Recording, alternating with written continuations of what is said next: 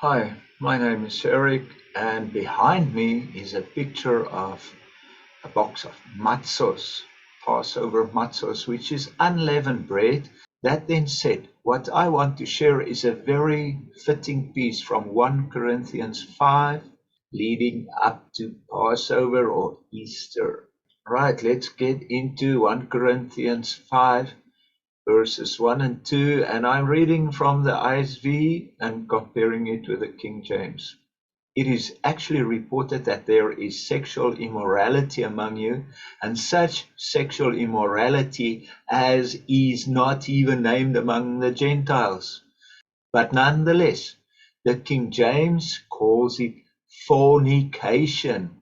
And in the Old Dutch and in the older Afrikaans versions, it was called hoererij, which translates to the Greek word porniea, which refers to prostitutes and, broadly speaking, to all types of sexual immoral activity outside of biblical marriage. And you are being arrogant instead of being filled with grief. The King James says puffed up, which translates to haughty and proud. So the Corinthians were proud of what the Bible calls an abomination, which is actually what is happening in the modern church, especially in the West.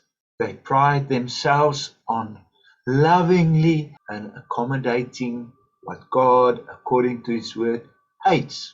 Your boasting is not good. You know that a little yeast leavens the whole batch of dough, don't you? Get rid of the old yeast so that you may be a batch of new dough, since you are to be free from yeast, free from sin. Yeast symbolizes sin. For the Messiah, our Passover, has been sacrificed. Verse 8. So let's keep celebrating the festival, neither with old yeast, nor with yeast that is evil and wicked, but with yeast-free bread, the matzos, that is both sincere and true. And then Paul went on and talked that they should excommunicate this guy. And he says in verse 11, but now I'm writing to you to stop associating with any so-called brother if he is sexual, immoral, greedy, an idolater, a slanderer, a drunk, or a robber. Oh my goodness, the church will be empty. You must even stop eating with someone like that. And then verse 12, after all, is it my business to judge outsiders?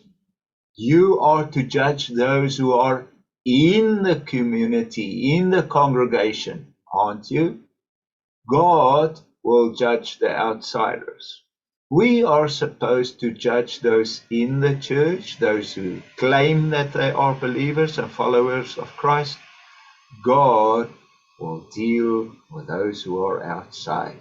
Now, what Paul wrote here is plain and simple. It's straightforward. A child can understand it. So, our job is not to allow yeast sin in our lives, but to repent and ask God to help us. Not to be punitive and not to be so much restorative towards this individual, but to be preventative towards the greater good of the community, of the congregation.